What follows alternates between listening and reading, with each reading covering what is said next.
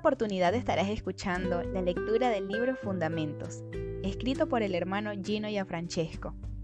El audiolibro estará dividido en 7 audios que corresponden a las 7 partes en que está organizado su contenido.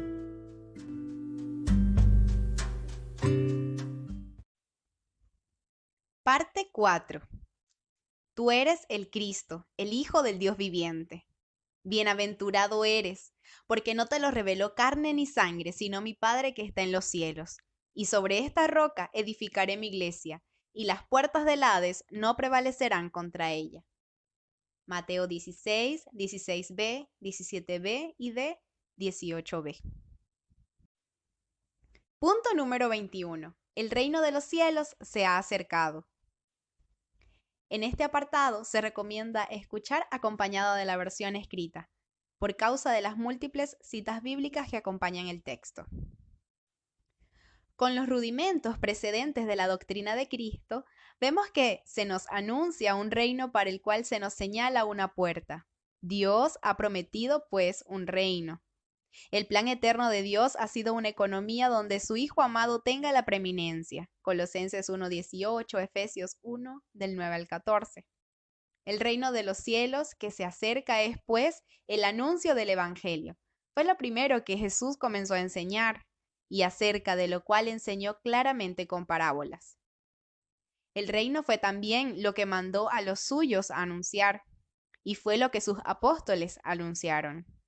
Es conveniente seguir atentamente todas estas escrituras que nos hablan de un reino. Constituyen una hermosa panorámica dentro de la revelación. El reino es, pues, el ambiente normal de la iglesia, al cual ingresa y dentro del cual se prepara para su establecimiento definitivo con la segunda venida del Señor Jesucristo. Ahora bien, ¿por qué se dice que tal reino de los cielos se ha acercado? ¿Por qué dijo del Señor que el tiempo se ha cumplido y el reino se ha acercado? Israel estaba familiarizado con las profecías veterotestamentarias acerca del reino. Israel esperaba el reino del Mesías. Los profetas habían hablado de él e incluso habían señalado los acontecimientos que precederían a tan glorioso evento. David recibió la promesa de que de su simiente se sentaría el Mesías en su trono para siempre. Puesto que de la simiente de Abraham serían benditas todas las familias de la tierra, por lo cual Mateo se apresura a reconocer a Jesucristo como hijo de David e hijo de Abraham, antes de comenzar aún a enumerar su genealogía. Isaías, Jeremías, Ezequiel, Daniel, Joel, Amos, Abdías, Miqueas, Sofonías, Zacarías, Malaquías, todos estos describieron las características de este reino y lo que sucedería cuando estuviese cerca. De igual manera, los profetas hablaron del Mesías sufriente y de sus padecimientos necesarios antes de las posteriores glorias. Daniel incluso en su profecía acerca de las 70 semanas señaló el día de la visitación del Mesías, en cuya fecha exacta Jesús entró en un burrito a Jerusalén. Con razón decía, el tiempo se ha cumplido. Por lo cual, Pablo escribía también a los Gálatas que Dios había enviado a su Hijo venido el cumplimiento del tiempo. La serie de imperios anunciada a Daniel en sus visiones llegaba a su fin. Babilonia, Media y Persia, Grecia y entonces Roma, la última bestia bajo la cual murió el Mesías y contra la cual se desbordarían los acontecimientos apocalípticos, de lo cual el apóstol Pablo ya amonestaba y bajo lo cual nosotros hoy en día nos hallamos inmersos, viendo el desarrollo perfecto del cumplimiento profético a punto de parir el anunciado reino de los cielos. Así que verdaderamente el reino de los cielos se ha acercado. La iglesia ingresa en él y lo anuncia, primero espiritualmente y entonces, cuando Cristo regrese, ya pronto, quedará establecido sin oposición alguna, primero con el milenio y entonces para siempre en el cielo nuevo y la tierra nueva, con la nueva Jerusalén, el monte de Sión y el imperio eterno del Mesías. Punto 22. La regla. Si bien Dios permitió que las cartas del apóstol Pablo tuviesen autoridad universal hoy, No obstante, históricamente hablando, el apóstol se dirigía a personas individuales, Timoteo, Tito, Filemón, o a las iglesias locales, romanos, corintios, efesios, filipenses, colosenses, tesalonicenses. Y descontando hebreos, tenemos, sin embargo, más ampliamente que la carta a los Gálatas iba dirigida ya no a una sola iglesia local, sino a varias dentro de aquella región donde precisamente Pablo fue pionero con Bernabé, Galacia. El tema de la carta, además, era nada menos que la regla del Evangelio, dirigida a una amplia jurisdicción histórica y reconocida tal regla hoy como verdad universal.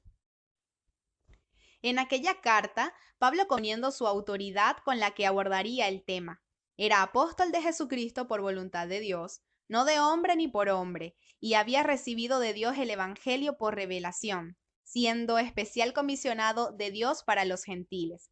Tenía el respaldo de la diestra de compañerismo de los apóstoles columnas, Jacobo, Cefas y Juan, quienes reconocieron la gracia que le fue dada sin añadirle nada nuevo, hablada pues con autoridad divina. En su carta anatematiza pues todo otro supuesto evangelio que no sea el que ellos han recibido de él, evangelio que a continuación expone en su carta, que termina entonces así: y a todos los que anden conforme a esta regla, paz y misericordia sea a ellos y al Israel de Dios. Gálatas 6:16. Entonces, como quien ha dejado todo claro y establecido, añade: que de allí en adelante nadie le cause molestias. La carta, pues, a los Gálatas, que es corroborada por Romanos, Segunda de Corintios y el resto del Nuevo Testamento, es de una importancia vital y fundamental, pues establece la regla, o sea, según la palabra griega, el canon, de lo que es el Evangelio cristiano y apostólico, fuera de lo cual lo demás es anatema, aunque fuese presentado por un ángel del cielo. Gálatas 1, 8 y 9. No podemos minimizar esto, sino que debemos atenderlo con suma devoción y en cuanto a fundamentos, he aquí pues una consideración vital. El de la carta es la justificación por la fe, que también obra por el amor, el andar en el Espíritu que se recibe de gracia por la fe en Cristo y que produce un fruto contra el cual no hay ley. La nueva creación es la clave aquí, en la que somos libertos de las pasiones de la carne y de la esclavitud bajo la ley de los rudimentos del mundo. No nosotros, sino Cristo en nosotros. He allí el Evangelio. La correcta exégesis bajo la unción del Espíritu Santo de la carta a los Gálatas es alimento de primera magnitud para el establecimiento de la verdad. Entonces, la carta a los Romanos, retomando el mismo tema, profundiza la exposición. Nadie puede justificarse ante Dios pretendiendo haber cumplido la ley, pues todos hemos pecado muchas veces en la debilidad de la carne. La ley ha puesto de manifiesto nuestro pecado, pero no nos ha dado vida para poder cumplirla, sino que nos ha condenado. Esta vida nos la ha regalado Dios por Jesucristo mediante el Espíritu Santo prometido que recibimos al creer en Cristo, quien al morir por nosotros llevó también a la muerte la vieja creación caída y por su resurrección comenzó una nueva creación que nos es donada gratuitamente en el Espíritu si lo recibimos por fe. Tal fe da lugar a Cristo en nuestra vida, el cual ahora por gracia opera según el Espíritu, produciendo el fruto que es amor y todo lo demás, en lo que se cumple toda la ley y los profetas. No estamos pues ahora bajo el régimen viejo de la letra de la ley, como exigiéndole a la carne, que en su atroz debilidad haga obras espirituales agradables a Dios. No, sino que más bien estamos bajo la gracia, bebiendo por la fe del Espíritu de Cristo y obteniendo por la confianza en Él el don de la justicia. Justicia gracias a la satisfacción del sacrificio de Cristo, gracias a la operación del Espíritu Santo recibido por una fe viva que obra por el amor. Este don de la justicia es, pues, fundamento de salvación, ya que somos salvos no solamente por su muerte, sino también por su vida. Cristo en nosotros, la esperanza de gloria. Punto número 23. Sobre esta roca. A esta altura de nuestro esquema, queda ya el momento de volver a considerar aquel importante pasaje de Mateo 16 del 13 al 20, donde el Señor mismo revela sobre qué roca iba a edificar su iglesia. Tratándose nuestro estudio acerca de los fundamentos, conviene ahora, después de lo ya expuesto, considerar el importante pasaje de la roca. En Cesarea de Filipo, Jesús introdujo entre sus discípulos una enorme conversación acerca de sí mismo. El tema era sobre su identidad. Jesús deseaba a propósito que se manifestase el punto hasta el cual los suyos y los hombres habían logrado identificarle. Su identificación, el conocimiento de él, era el contexto preparado adrede por Jesús, pues estaba a punto de hacer una de las declaraciones más trascendentales para la iglesia, acerca de la roca sobre la que él iba a edificarla.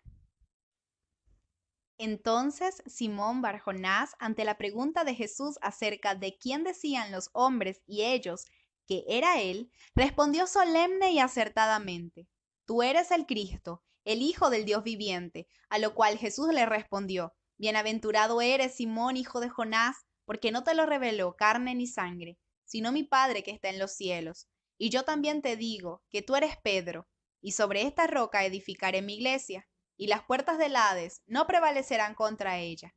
Las puertas del Hades no prevalecerían, pues sobre la iglesia de Cristo, fundada sobre la roca. ¿Qué roca?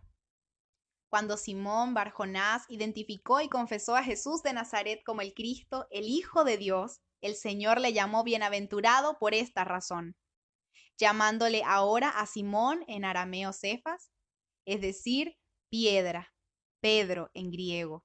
Simón Barjonás fue convertido en Pedro, un hombre común convertido en piedra, cuando gracias a la revelación divina pudo conocer a Jesús como el Cristo, el Hijo del Dios viviente. Esto le hizo bienaventurado. Entonces Jesús añadió: Sobre esta roca edificaré mi iglesia. El Señor no le dijo a Pedro: Sobre ti edificaré mi iglesia, sino que dijo: Sobre esta roca. Usó con Pedro la segunda persona, tú. Pero ahora, hablándole a él, usa la tercera, esta roca, refiriéndose a aquella sobre la que edificaría. No habló, pues, precisamente de Pedro, sino de aquello que acababa de declarar a Pedro, a saber, bienaventurado, porque no te lo reveló carne ni sangre, sino mi Padre que está en los cielos. Esa es, pues, la roca, el Hijo del Dios viviente, confesado por directa revelación divina. Jesús, reconocido espiritualmente como el Cristo, Hijo del Dios viviente. Tal revelación de Cristo confesada hace bienaventurada, piedra viva, para ser edificada en él, a quien la reciba directamente de Dios, pues, que puede prevalecer contra aquello que Dios mismo ha establecido. Dios nos establece para revelarnos a su Hijo, para que le confesemos. No te lo reveló carne ni sangre, sino mi Padre que está en los cielos. Pues también nadie conoce al Hijo sino el Padre. Mateo 3:27. Y ninguno puede venir al Hijo para ser salvo y edificado si el Padre que envió a Cristo no lo trajese. Juan 6:44-45. Debe pues sernos dado directamente del Padre el conocer a Cristo, conociendo al cual conocemos al único Dios, conocimiento tal que es la vida eterna. Juan 17:3. Cristo, siéndonos revelado directamente del Padre y confesado con la boca desde el corazón, es la roca sobre la que el Señor edifica su iglesia, su persona. Jesús, Hijo de Dios.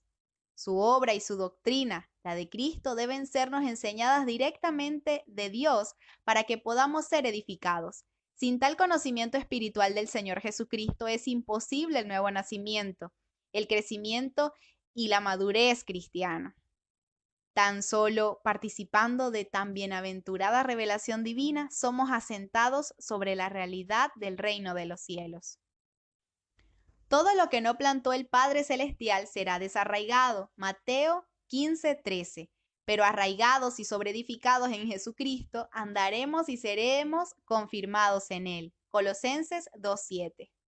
En Cristo somos pues sobreedificados. A estos El mismo apóstol Pedro también llama piedras vivas de la casa espiritual de Dios, primera de Pedro 2, 4, 5. Somos hechos piedras vivas para ser sobreedificados en Cristo, de la misma manera como fue hecho piedra viva Simón Bar-Jonás, concediéndosenos confesar al Hijo revelado.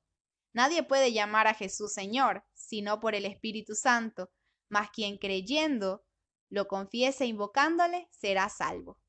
Primera de Corintios 12:3, Romanos 10:9. Tal revelación del Hijo que Pedro confesó le abrió las puertas del reino de los cielos. Por eso Jesús le dijo, y a ti te daré llaves del reino de los cielos, y lo que atares sobre la tierra habrá sido atado en el cielo, y lo que desatares en la tierra habrá sido desatado en los cielos. En el texto griego, el enfático y exclusivista, a ti te daré las llaves, no aparece, sino que simplemente dice, doso soy, darete, o sea, apenas, te daré las llaves.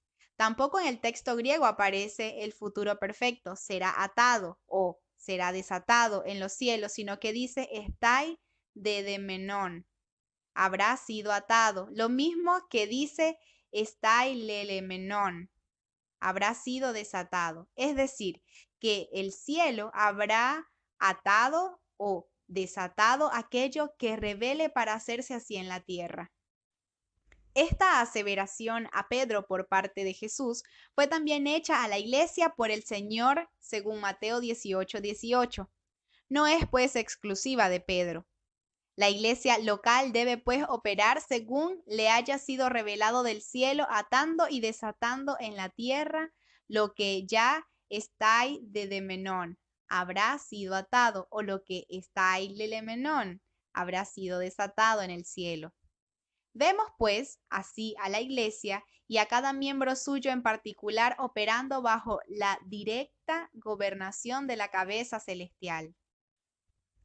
Por eso es tan imprescindible la bendita y bienaventurada revelación del Hijo. Dios habla en los postreros días por el Hijo. Hebreos 1, 1 y 2. Las riendas de la iglesia siguen pues tan solo en las manos de aquel que está sentado a la diestra del Padre, esperando que todos sus enemigos le sean puestos por el estrado de sus pies. La autoridad radica pues en la revelación divina por parte del Padre de la cabeza única del cuerpo, Cristo Jesús. Cristo reina en el centro de la verdad, sin la violencia de la espada, como enseñó a Pilato. Juan 18, 36 y 37. Y los que son de la verdad oyen su voz, primera de Juan 4:6.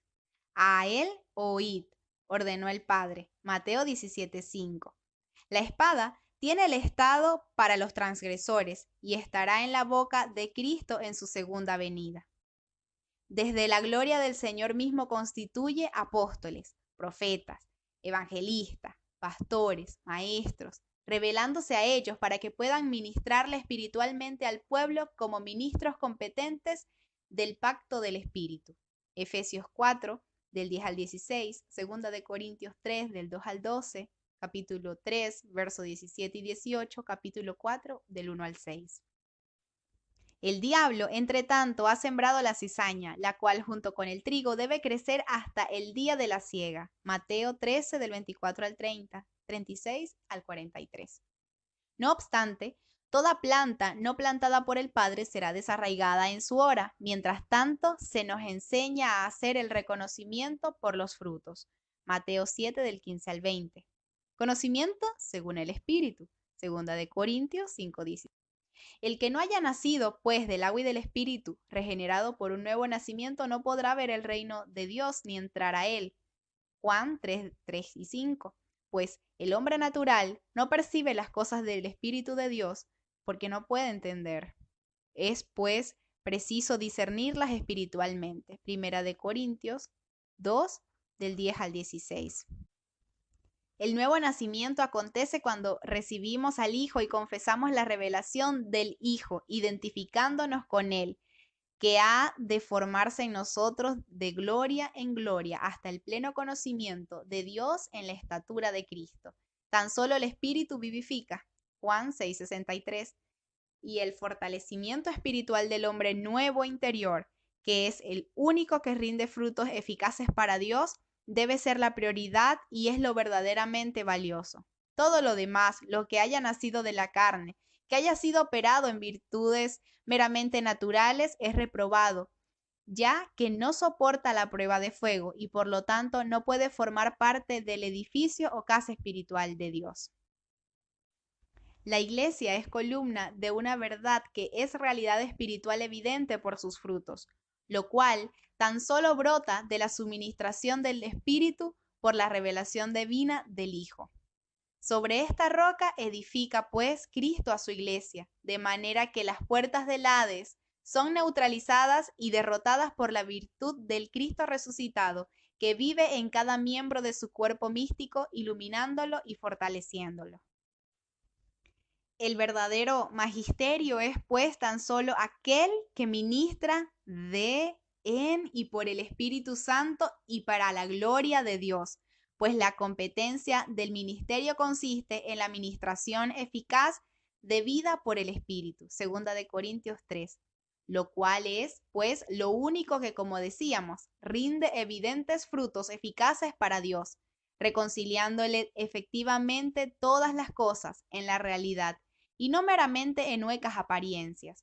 Se nos exhorta, pues, a guardarnos de los lobos vestidos de ovejas, personas que apenas tienen apariencia de piedad, pero cuya eficacia les es extraña, pues que en su interior apenas hay rapacidad. Esta rapacidad se manifiesta en el negocio de la religión organizada carnalmente, que se ornamenta exteriormente y se autoexalta con títulos altisonantes como pretexto para su avaricia y vanagloria. Se nos exhorta, pues, a seguir la fe, la paz, la santidad, la justicia y el amor con los que de corazón limpio invocan al Señor, conocidos por sus frutos. Mateo 7, del 15 al 20, capítulo 23, del 1 al 36. Segunda de Timoteo 3, del 1 al 9 y capítulo 2, verso 22. Conoce el Señor a los que son suyos, y apártese de iniquidad todo aquel que invoca el nombre de Cristo. Segunda de Timoteo 2:19. He allí el sello que autentica el firme fundamento de Dios. Para esto, verdaderamente, nihil obstat. Punto número 24. El sello del firme fundamento de Dios. Un sello es la señal o marca que autentica oficialmente un reconocimiento o una aprobación. Cuando algo no es reconocido o aprobado, entonces carece del sello oficial de autenticación, con lo cual se declara falto o insuficiente, falso o espúreo, peligroso o reprobado, todo aquello que no haya recibido el sello. Los hombres, pues, pretenden hacer descansar el edificio de su salvación en diversos tipos de fundamentos, sean estos personas, experiencias, opiniones, métodos, formas, ritos, prácticas, asociaciones, organizaciones, etc. Sin embargo, el único fundamento que realmente es declarado firme de parte de Dios es Jesucristo. 1 Corintios 3:11. De manera que quienes auténticamente se hallan arraigados y sobreedificados en él, cual sobre roca fundamental, poseen entonces el sello de autenticación que reconoce y aprueba su fundamentación.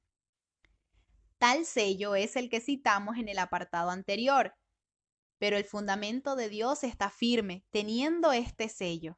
Conoce el Señor a los que son suyos y apártese de iniquidad todo aquel que invoca el nombre de Cristo. Segunda de Timoteo 2:19. El sello tiene pues dos caras, conocidos de Dios, una, y santidad de vida en los que invocan a Cristo, otra.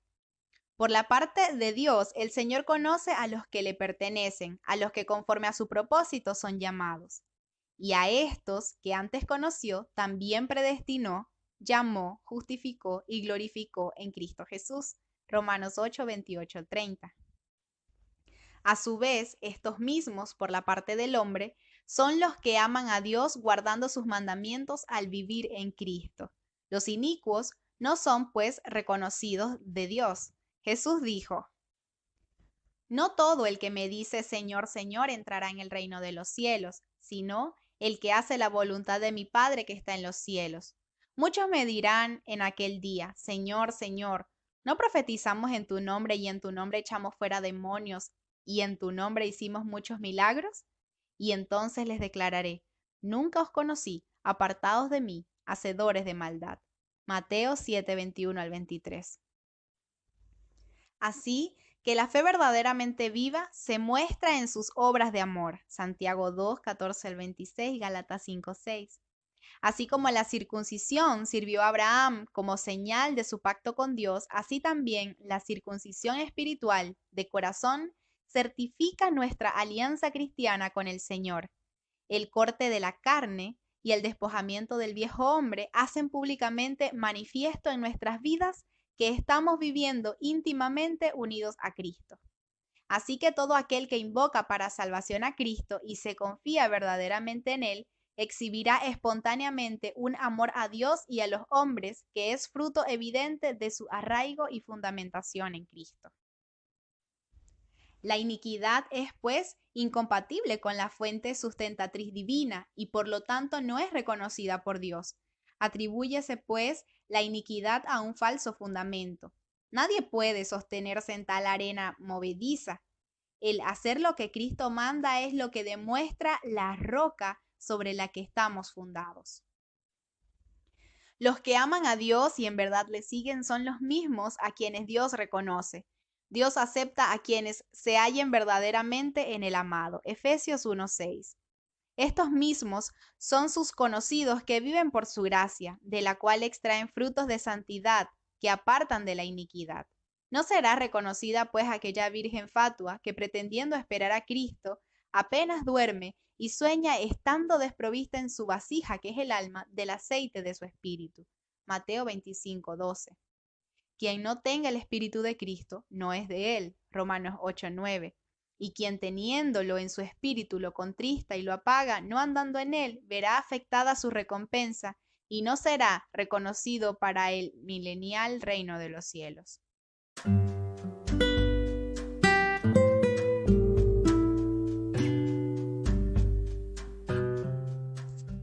Estuviste escuchando una porción del libro Fundamentos, escrito por el hermano Gino Gianfrancesco.